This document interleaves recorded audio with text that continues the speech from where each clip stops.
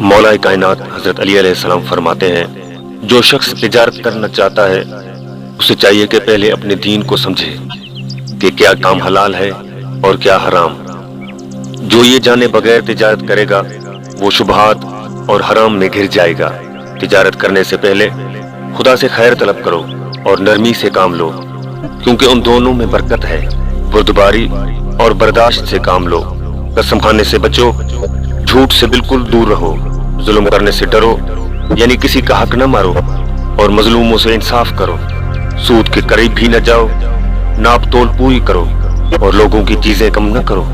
जमीन पर फसाद खराबियां न फैलाओ, यानी रिश्वत, धोखेबाजी, जुल्म, गाली गलौज, कत्लो गारत और झगड़ों से बचो।